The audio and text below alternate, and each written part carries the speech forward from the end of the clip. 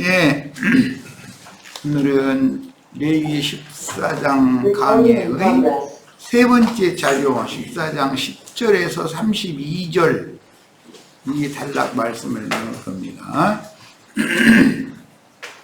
장절은 길지만 내용은 간략하게 맞춰도 될 수 있는 내용이니까 지금 인용한 성경은 회복록 성경이에요. 집필 자료를 가지고 읽고 시작하겠습니다. 문장을 일단 알아야 되니까. 10절부터입니다.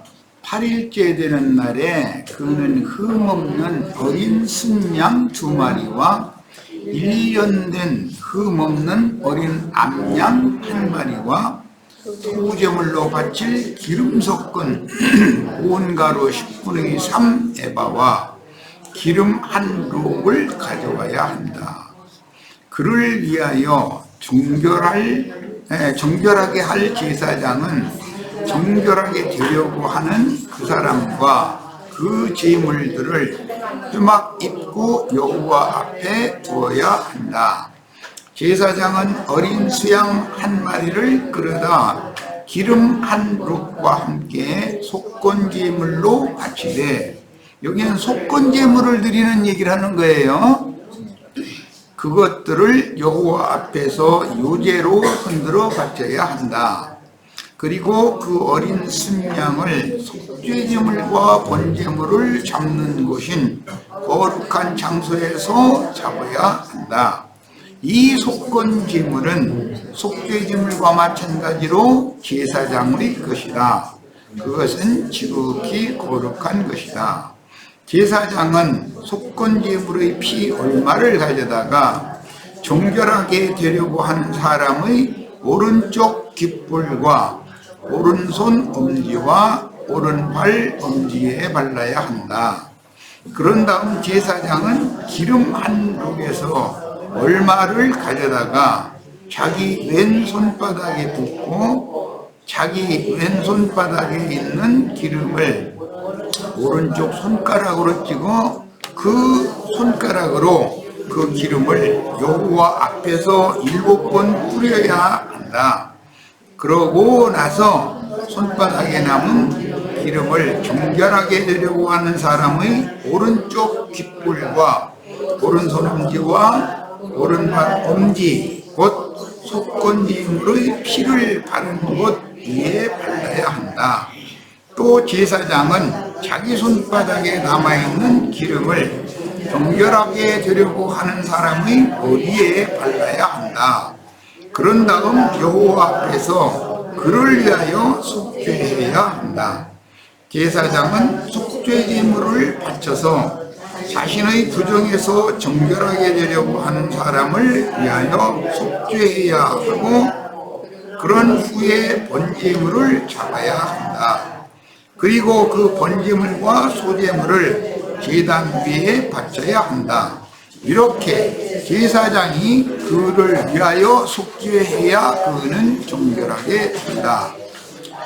그러나 그가 가난하여 이렇게 다 바칠 형편이 되지 못하면 그는 자신의 속죄를 위해 속건제물로 흔들어 바칠 어린 순양 1마리와 소제물로 바칠 기름 섞은 고운 가루 10분의 1 에바와 기름 한 록을 가져와야 하고, 또 형편이 되는 대로 산비둘기 2마리나 어린 집비둘기 2마리를 가져와 1마리는 속죄제물로 다른 1마리는 번제물로 바쳐야 한다.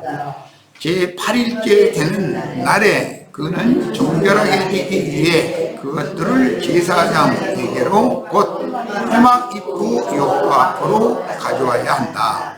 그러면 제사장은 속건제물로 바치는 어린 순양과 기름 한 록을 가져다가 여호와 앞에서 요제로 흔들어 바쳐야 한다.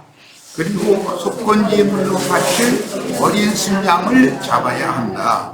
그런 다음 그 속건제물의 피 얼마를 가져다가 정결하게 되려고 하는 사람의 오른쪽 깃불과 오른손 엄지와 오른발 엄지에 발라야 한다.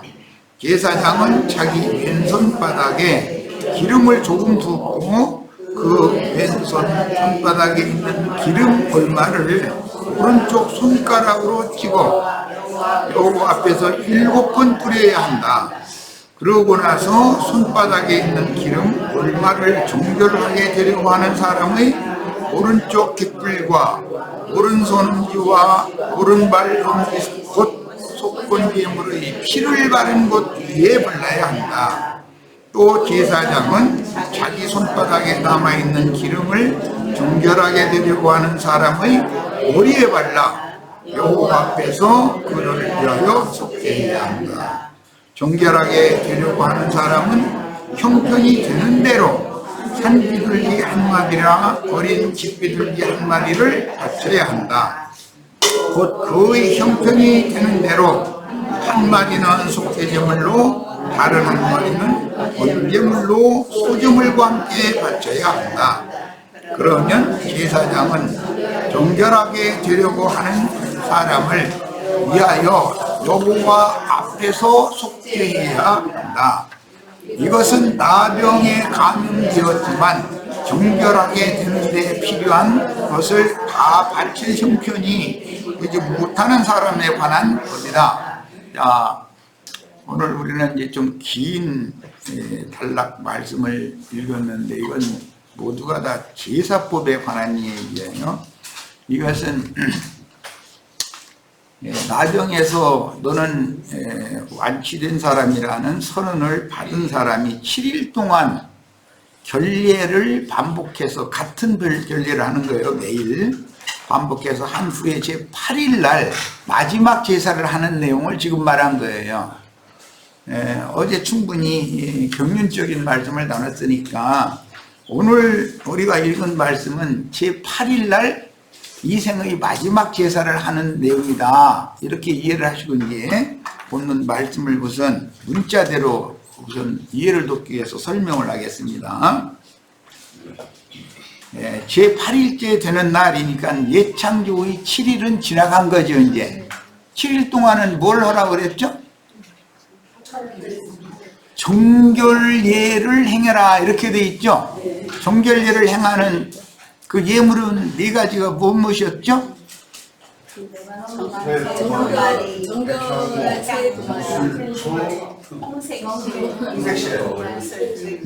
자, 그 정확하게 이렇게 좀 암기를 하고 계시면 좋아요. 정결한 새 2마리, 백향목, 홍색실, 우슬초 이렇게 드리는 거예요. 그러니까 제물이 4가지였죠. 자, 이제 제8일째 이생의 마지막으로 이제 이것은 헌신제라고 그러는데 제사를 하는 때에는 형편이 되는 사람이 드릴 제물이 있고 형편이 안 되는 사람이 드릴 제물이 있고 2가지로 나눠서 제물을 드리게 되죠. 자, 이것은 이제 기본적으로 형편이 되는 사람은 쉽게 표현하자면 목자와 교사들 교회를 가르치고 목양하는 사명을 행하던 사람은 힘이 있는 사람이에요. 형편이 되는 사람이에요. 비유요. 형편이 안 되는 사람은 양육받던 양무리를 상징한 거예요. 이제 율법에서는 평민이라고 그러죠. 자, 그런데 제물을 드릴 형편이 되는 사람은 큰 제물을 바치지만 제물을 드릴 형편이 되지 않는 사람은 어린 순양 대신에 비둘기 새끼를 갖다 바치도록 제물이 작은 제물을 바쳐도 된다 이렇게 돼 있죠. 이제 그걸 잘 생각하셔야 돼요. 이 말은 이제 신약의 용어로는 5달란트나 2달란트 받은 사람도 있지만 1달란트 받은 사람도 있는데 1달란트 받은 사람은 1달란트 받은 만큼의 헌신만 하면은 그 상급은 똑같다 그런 말이에요. 이게 똑같이 취급되는 거예요. 하나님은 이미 이런 것을 다 알고 계셔요. 많이 맡은 자에게는 조금만 요구한다, 많이 요구한다. 조금밖에 받지 않은 자에게는 많이 요구한다, 조금 요구한다. 당연한 거예요. 지금 그 얘기한 거예요. 자, 큰 윤곽을 일단 말씀드렸고, 자, 이제 본문 말씀을 조금씩 한 절씩 첫 시간은 살펴보도록 하겠습니다. 간략간략하게 하겠습니다. 8일째 되는 날이라는 말은 7일 동안의 정결함을 받은 자가 7일 동안 이스라엘을 진에 들어올 자격이 있는 자가 이스라엘 진의 자기 집에 바로 들어가는 것이 아니죠. 자기 장막 밖에서 7일 동안 결례를 행하고 나서 제8일째를 맞는 거예요. 제8일째 이 마지막 제사를 해야 자기 집에 들어가는 거예요. 자, 어제 내가 충분히 성도들의 자기 집, 각자의 자기 집이라고 하는 것은 친정이다, 시댁이다? 시댁이죠. 우리들의 영원한 기업은 거룩한 성 예루살렘 하나님의 아들 예수 그리스도께 시집을 가서 거기에서 기업을 얻는 것이지, 친정에서 세상 교회에서 아무리 교회 생활 잘했어도 여기에서 기업을 얻는 건 아니다 이 말이에요. 그러니까 자기 장막에 들어가기 위해서 마지막 제사를 어떻게 할 건가 이 말이라는 것을 알 수 있죠. 이 말은 몸의 구속을 받고 영의 몸으로 거룩한 성 예루살렘에는 혈과 육을 입고는 못 들어간다라는 말이에요. 그러니까 마지막 구속을, 예창조가 7일인데 그걸 끝내고 제8일은 완전한 새 창조에 들어가는 걸 지금 말한단 말이야. 자, 이런 큰 윤곽을 가지고 이제 본문 말씀으로 들어갑니다. 8일째 되는 날에 그는 정결케 됨을 선언받고 7일 동안 결례를 마친 사람이 되겠죠. 이제 7일이 끝난 사람이에요. 이 사람은 진 밖에 쫓겨난 생활을 70년을 다 한 다음에 정결하다함을 받은 사람은 이스라엘 진영 안으로 들어올 수가 있죠. 그런데 들어와서는 7일 동안 결례를 행하는 거예요. 그리고 나서 7일이 끝나면 이제는 예창조가 완전히 끝난 사람이요. 제8일째 되는 완전한 새 창조에 들어간다 지금 이 말이에요. 자, 8일째 되는 날에 그는 흠없는 어린 순양 2마리와, 이건 이제 형편이 힘이 닿는 사람이 바치는 제물인 거예요. 어린 순양 2마리와 1년 된 흠없는 어린 암양 1마리와, 그러면 양이 3마리가 들어가는 거예요.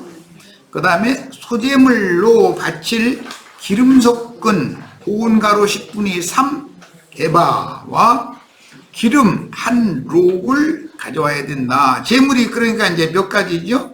흠없는 어린 순양, 어린 암양, 순양은 2마리, 암양 1마리, 소제물로 바칠 고운 가루 10분의 3 에바, 기름 한 록 역시 4가지죠. 제물은 4가지예요. 자, 그런데 여기서 이제 록이라는 이 용어는 히브리인들의 그 액체를 측정하는 단위인데 약 0.5리터가 된다고 그래요. 그러니까 나는 이런 것은 자세히는 모르지만 이것은 기름이라는 것은 항상 거룩한 영을 상징하는 거예요.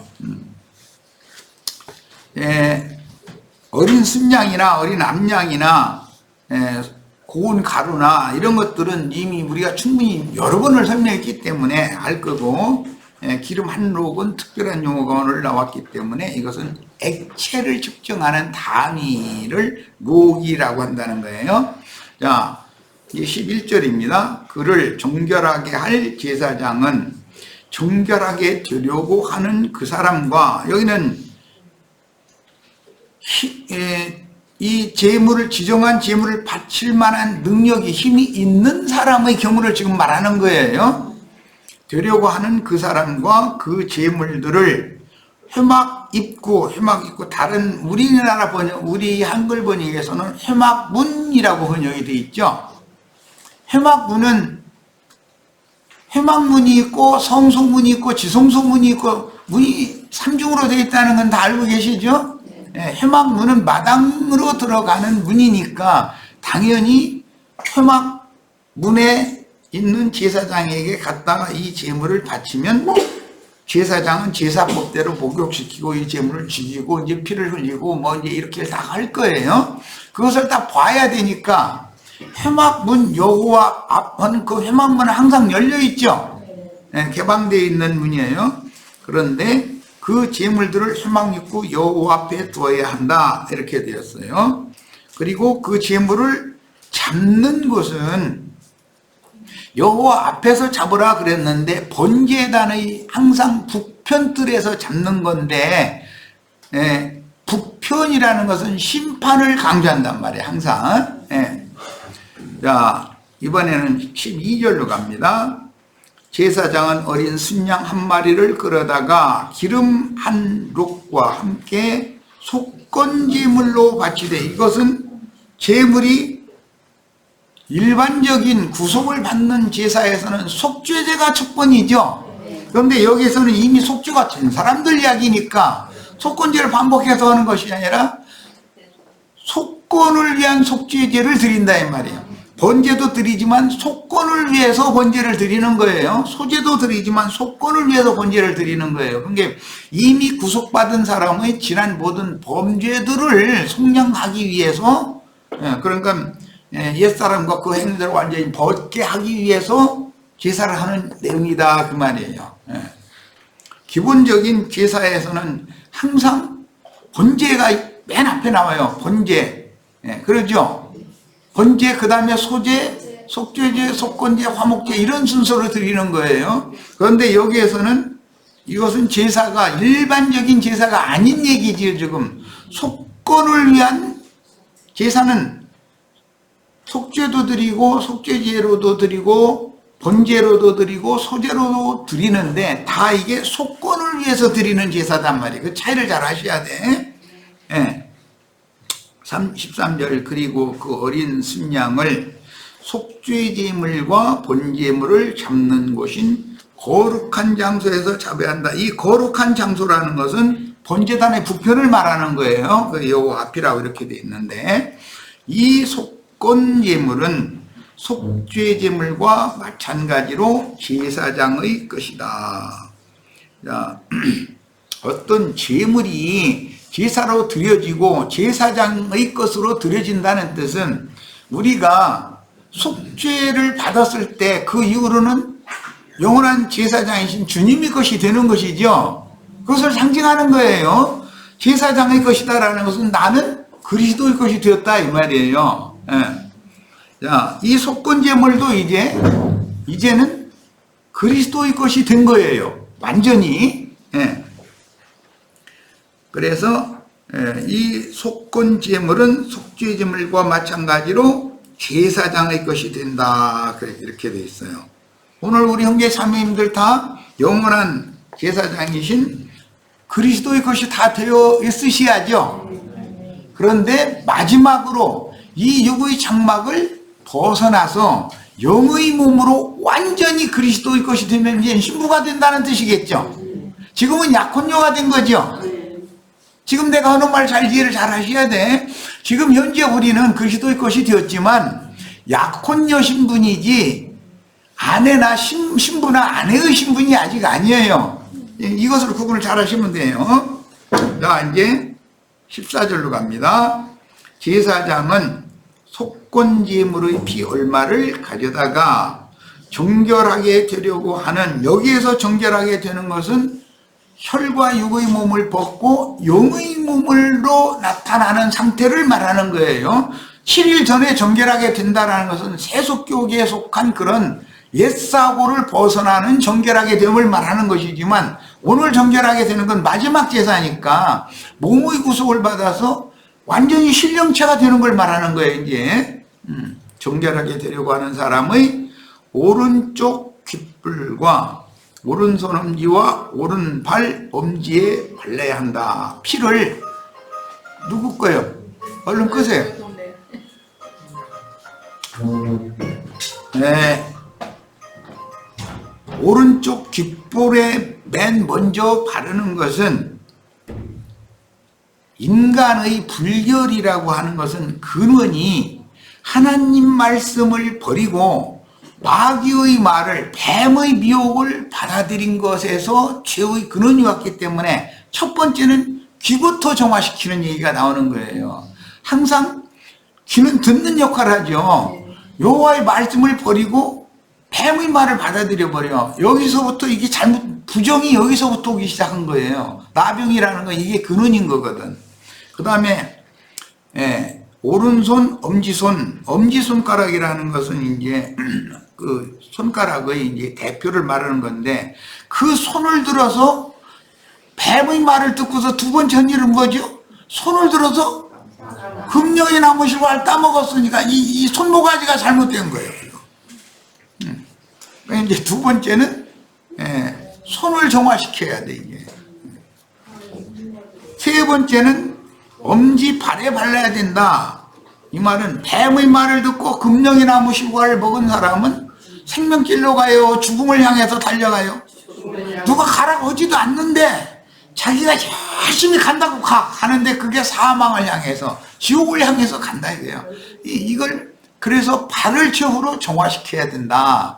세 가지 지금 충분히 설명했어요. 예. 그러니까 이제 그릇기가 있어야 되고, 속된 것은 놓고 하나님이 손에 채워주는 재물을 잡아야 되고, 그 다음에 사망을 향해서 달려가던 길을 반대로 돌이켜서 주님의 인도를 따라서 생명길로 따라가야 돼. 이것이 완전히 이 몸을 벗으면, 육의 장막을 벗어서 온전케 된 속사람은 당연히 이렇게 되겠죠. 자, 그 다음에 15절로 갑니다. 그런 다음 제사장은 기름 한 록에서 얼마를 가져다가 자기 왼손바닥에 붓고, 자기 왼손바닥에 있는 기름을 오른손 손가락으로 이랬어요. 주님께서 모세에게 돌판에다가 율법을 새겨주시는데 하나님이 손가락으로 십계명을 새겨줬다 이렇게 돼 있죠. 신이 손가락이 있어요, 없어요? 물리적인 손가락이? 그러니까 이 말은 하나님의 손가락으로 돌판에다가 계명을 새겨준다라는 말은 하나님의 성령으로 금강석 같은 철필로 형제 자매님들의 타락하고 굳어진 영과 마음에 새 법을 새겨놓는데 영으로 새겨야 되는 거예요, 이게. 그런데 우선 깨끗해진 영이어야 되는 것이죠. 그래서 새 돌판에다가 새 법을 이렇게 기록하는 것이 하나님은 손가락으로 새긴다 이렇게 돼 있어요. 그것을 염두에 잘 두셔야 돼요. 여기서는 기름을, 성령을 손가락으로 찍어다가 뿌려주는 거예요, 하나님께서. 그럼 나도간 형제가 형제 자매님들에게 하나님의 기름을 뿌리는 하나님은 손가락이죠. 쉽게 설명을 하느라고 얘기하는 거예요. 지금 나도간 형제가 하나님의 손가락 역할을 하지 않냐 이 말이에요. 모세가 이스라엘 백성들에게 하나님의 율법을 인이 새기도록 모세를 통해서 새겼잖아요. 모세는 하나님의 손가락으로 쓰임받았지 않냐 이 말이에요. 이해하시겠죠? 뭔 말인지?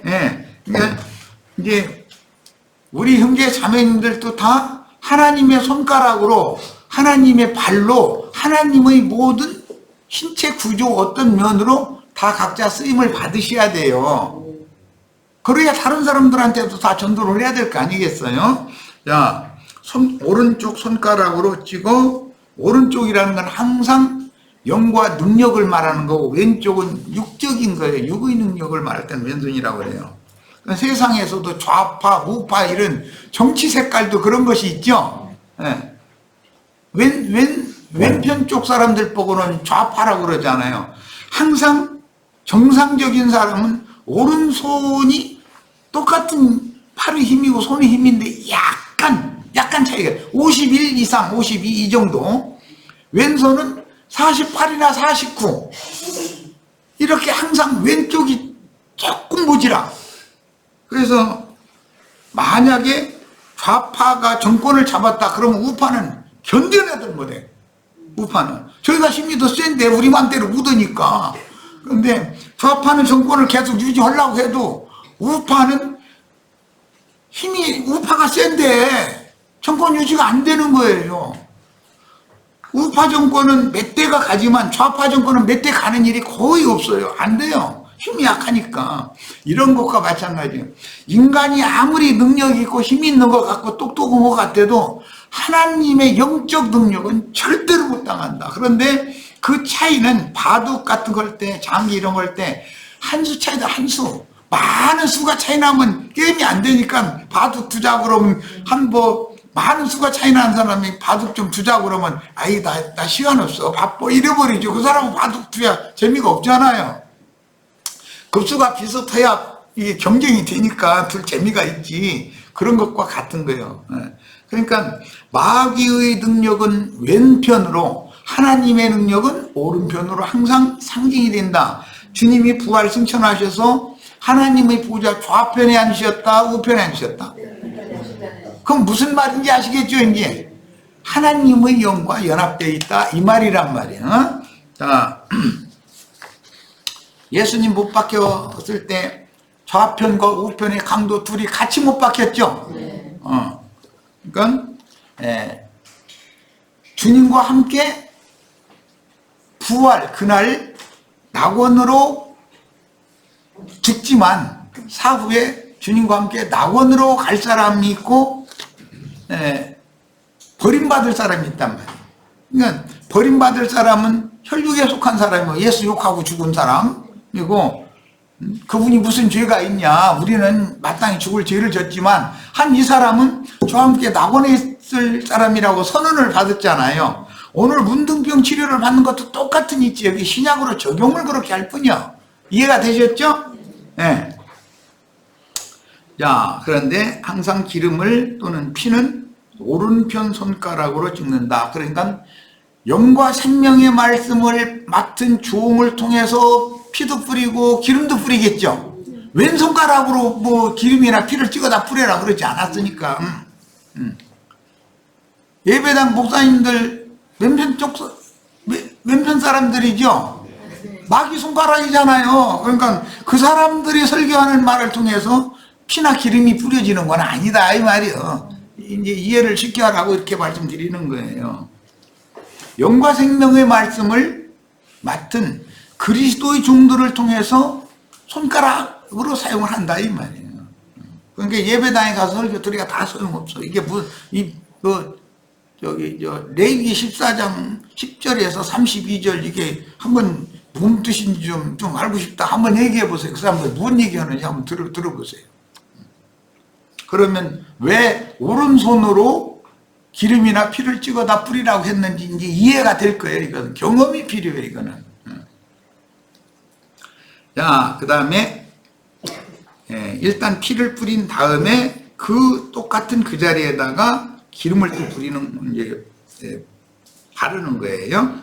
17절이죠. 그러고 나서 피를 이렇게 7번 뿌리고 나서 손바닥에 남은 기름을 정결하게 되려고 하는 사람의 오른쪽 깃불과, 그게 피는 정화시키는 역할을, 기름은 거룩하게 선별시키는 역할을 하는 거예요. 이게 먼저 피를 뿌려야죠.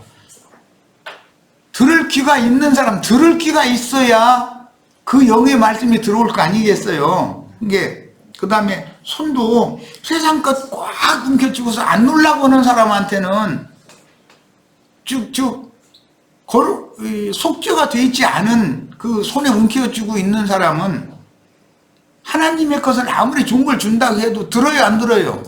우리가 지금 이런 말씀 집회가 있고 말씀 잔치가 있으니까 여기 좀 같이 좀 참여하자 하면은 목사님들 와요 안 와요? 왜 안 와요? 들을 귀가 없기 때문이고, 그들은 세상 권세와 세상 마귀에게 받은 그걸 꽉 붙잡고 있단 말이에요. 그걸 가지고 모세의 지팡이인 것처럼 능력의 번이 지팡이라고 막 함부로 휘두르는 거 버릇이 되나가지고 바꾸려고 하네. 사실은 그런 사람은 그 손모가지 잘라버려야 되거든. 그런데 손모가지 잘라, 손 내놔 자꾸 여기 있어 그러면은 내 손 잘라주세요 그러나 내가 너를 잘라야 된다고 그러지. 이제 이런 걸 이해하시면 돼요. 발도 복음을 전하는 발이 아름답다 하니까 자기네들이 복음 전한다고 생각해요. 그 사람들이 지금 복음 전하는 거예요? 마귀에게 팔아넘기는 일을 하죠. 예수팔이 예수로 장사를 계시록 18장에 보면 하여튼 인간사 육신에 속한 모든 필요한 것들은 그 사람들 입에서 다 나와. 없는 게 없어. 입에서 다 나와. 그런데 예수 파는 거예요. 팔아가지고 그 사람들을 예수 이름으로 마귀에게 중매를 한다. 마귀에게 팔아넘긴다니까, 영혼들을. 야, 이런 것을 잘 생각을 해보셔요. 우리 형제 자매님들이 주님 앞에 쓰임받는 다 오른손이 되고, 오른편 귀가 되고, 오른편 손이 되고, 오른편 발이 되고, 이런 말이 왜 나왔는지에 대해서 잘 이해가 있기를 바라요. 자, 이제 18절로 갑니다. 또 제사장은 자기 손바닥에 남아있는 기름을 정결하게 되려고 하는 사람의 머리에 발라야 한다. 뭐 머리 얘기가 나오면 여자의 후손이 오면 뭐로 오는 거죠? 뱀머리 깨러 오는 거죠. 예수님이 우리를 구원자로 오시는 것은 뱀과 뱀의 지혜 지식과 연합된 나의 지혜와 지식과 이런 거, 인간 술수 잘 부리는 거, 꼼수 부리는 거, 이런 거 박살내러 오는 거잖아요. 예수님이 나에게 오셨다는 말은 그러면 내 머리가 아직 남아있다는 거예요. 내 머리는 박살나서 깨져버렸다는 거예요. 이 말이 이해가 안 되면 머리에 기름 바르는 얘기나 뭐 이 머리를 그리스도를 머리로 삼고 나의 머리를 의뢰하지 않는 것, 이것이 무슨 뜻인지를 이해하기가 어려워요. 예수님이 구원자로 세상에 오시는 목적은 뱀머리를 깨러 오는 거예요. 그럼 뱀이 성질 나가지고서 예수님이 발꿈치를 물어서 이렇게 거꾸로 때린다는 거예요. 그게 이미 예언이 돼 있죠. 자, 인간의 머리라고 하는 것은 뱀의 지혜와 지식으로 조성이 돼 있어요.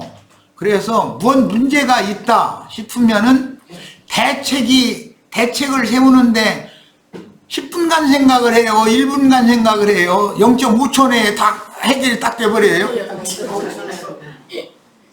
그야말로 순간적이죠? 이런 일이 딱 어려운 일이 왜 생겼네 싶으면 벌써 나는 그럼 난 이렇게 도망갈 거야 하고 벌써 딱 계획이 다 나와 있죠? 그게 뱀의 머리다. 이게 뱀의 머리. 그런 것 보고 술수를 부린다, 꼼수 부린다 그래요. 인간은 술수에 아주 능해.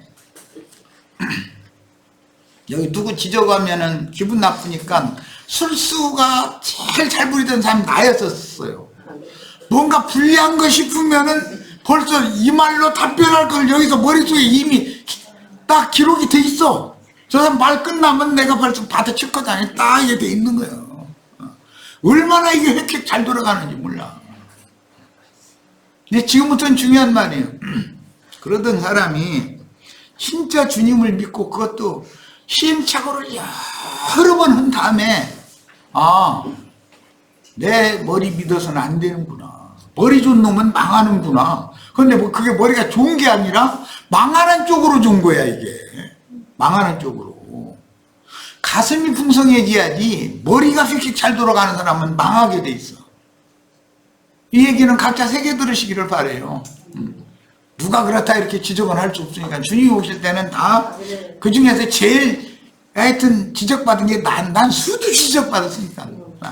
너 또 잔머리 굴려? 너 또 거짓말을 하려고 벌써 계획 세고 있지. 거짓말이 이게 아주 그냥 내가 하려고 작정, 난 지금부터 거짓말할 거야 하고 거짓말하는 사람 있어요, 없어요? 나 이게 사람 주고 아주. 이 실패와 이 시행착오를 반복해서 그냥 경험을 시키는 거예요. 그리고 나서 어느 날 빛이 타고 있는 너 그대로 죽음의 길로 갈 거야. 이제 나 따라올 거야 하고 둘 중에 하나 결판 내자. 이제 나도 마지막이니까 너 하고 싶은 대로 계속 하려면 해. 나 이제 갈 거야. 딱 이러시는데 그때 막 겁이 나더라고. 이건 내 경험이요, 신앙적인. 내가 지금까지 뭐 그냥 습관적으로 뭔 일만 있으면 여기서 계획이 이미 다 돼 있어. 상대방이 뭔 얘기하고 어떤 이 사건이 벌어지면 여기서 이게 대처할 것이 이미 나와 있어. 그런데 그것 때문에 망신당하고 막 창피당하고 거짓말을 한 것이 뽀록나고 이제 이런 것이 여러 번 반복한 다음에 어느 날 그러시더라고. 너 계속 네 길로 가고 싶으면 이제 가라. 나도 더 이상도 하고 네 일에 대해서 내가 관여하지 않겠다. 알아서 해라. 딱 그러시니까는 이게 큰일 났구나 해가면서 야곱이 그 밤새도록 씨름하고 그 주님 이대로 가시면 안 된다고 복주고 가시라고 했다는 소리가 버뜩 떠올라가면서 아따 이게 이 말씀이구나 하는 게 딱 깨달아지더라고요. 우리 형제 자매님들은 나보다는 거짓말도 좀 많고 점잖하고 모든 면에 실패가 없을 거니까, 그러나 없는 나 같은 증상, 그런 중한 증상이 없는 사람은 하나도 없다는 거예요. 다 있어. 그러니까 이것을 오늘 치료받으시기를 바라요. 자, 이제 19절입니다.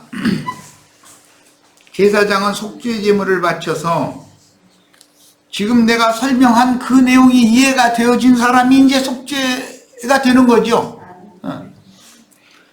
이것은 속건을 위한 속죄예요. 그러니까 습관적으로 거짓말하고 습관적으로 획히 뱀의 지혜와 지식을 가지고 인생을 살던 그런 것이 그게 죄악된 행위들이잖아요. 허물들이고 흠결들이잖아요. 이런 것들을 속건을 위한 속죄를 해야 된다 이거야. 그러니까 야곱이 야복나루를 건너기 전의 그 체험을, 주님 나 이대로 버려두고 가시면 어떡하느냐고 밤새도록 씨름을 했으면 나를 넘겨뜨려서 다시는 일어나지 못하게 만들어 놓고 복을 주시고 가셔야지. 그냥 가버리시면 나 이대로 오면 안 되지 않냐고. 그러니까 할 수 없이 주님께서 복을 줬는데 어떻게 했어요? 네, 환독뼈를 쳐버렸더니 다리 뭉덩이 부러지니까 쩔뚝쩔뚝 그다음부터 이제 다 그렇게 됐더라는 거예요. 오늘 세상 말로는 아침부터 사람 불러놓고 재수 없는 소리 한다고 하지 말고 진짜 재수 좋은 소리 하는 거예요. 다 그렇게 되시기를 바래요. 그래야 지팡이를 붙들고 살아 이제.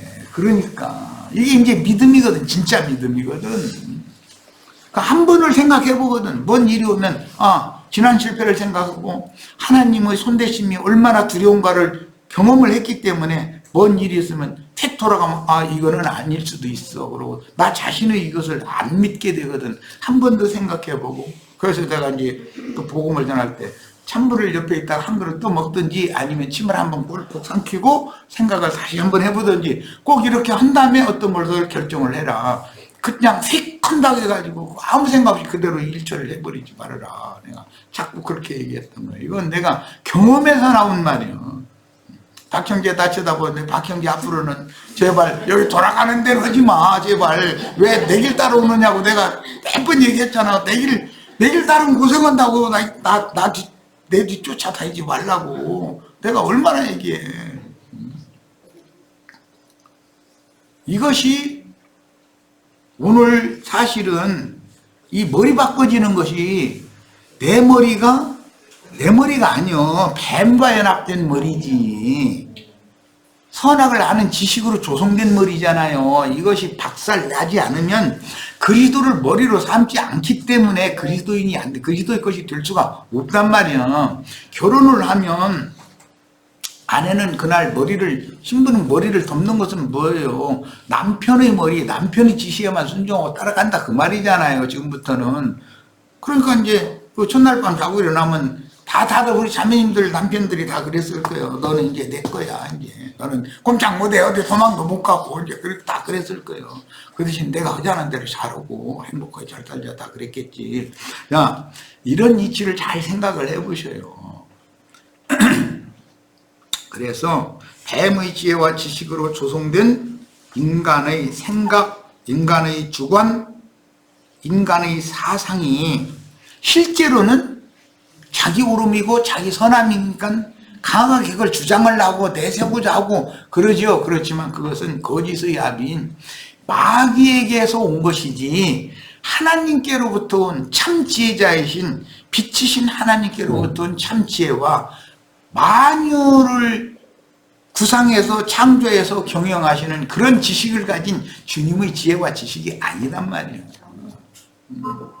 그래서 인간의 천연적인 생각, 주관, 사상 이런 것들은 하나님의 것과는 하나님 자신과는 반대된다는 걸 명확하게 깨달으셔야 돼. 이걸 깨닫지 못한 사람은 실패를 반복하게 돼 있어. 실패 반복하면은 나중에 빚 잔뜩 져가지고 이건 경험이야. 내 가진 것 없앴으면 손 털고 그만두고 이제 가진 거 없으니까 몸으로 땜빵해서 살겠다 이러면 얼마나 편해. 복구하기가 쉽거든. 그렇게 되면. 그런데 사람이 그렇게 안 돼. 누구누구한테 손만 벌리면 얼마를 이자를 싸게 해서 줄 거다. 이러면 이자 또 얼마를 낸다고 해도 이것을 하면은 이득이 얼마 남아서 얘 이렇게 돌아간다. 이게 결정이 이미 돼 있어. 그러니까 세상 없는 사람이 말려도 이게 왜 이러느냐고. 내 옆에서 나 그거 좀 부상 거지 말고 그 일 벌리지 말라고. 그런 말 하지 말라고 원수 삼아버려. 이건 내 얘기 하는 거예요, 내 얘기. 박살 나고 나서 나중엔 결국은 대추나무 연 걸리듯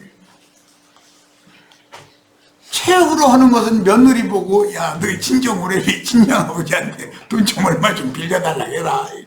그러면 이제 갈 때까지 다 된 거 아니에요. 사돈댁에 돈까지 빌려다 쓰면 더 이상 이제 돈 빌릴 데가 없다는 뜻이지. 그렇게까지 해놓고 사돈댁에서 빌려온 처갓집의 돈을 못 갚아야 고개 숙이지. 그 전에는 이번 한탕만 하면 된다는 거예요. 한탕만. 뭐가 됩니까? 한탕 하면 빚만 더 지지. 머리를 바꾼다는 게 이렇게 어렵다. 교회의 머리는 그리스도다. 이게 말은 참 쉬워요. 우리의 머리는 그리스도다. 이제부터는 그리스도를 머리 삼는다. 이 말은 너무 간단한 말이요. 그런데 그게 실제 경험에서는 이게 쉬운 게 아니라는 거예요. 내 말을 잘 명심해 들으시기를 바라요. 자, 19절 갑니다. 제사장은 속죄제물을 바쳐 자신의 부정에서 정결하게 되려고 하는 사람을 위하여 속죄하고, 속죄한다라는 건 뭐 속건을 위한 속죄인데 마지막으로 하여튼 머리가 바꿔지는 것이 해결돼야 돼. 그러면 모든 것이 다 끝난 사람, 이 사람은 이제 구원받은 사람이 되는 거예요. 그런 후에 번제물을 잡아야 한다.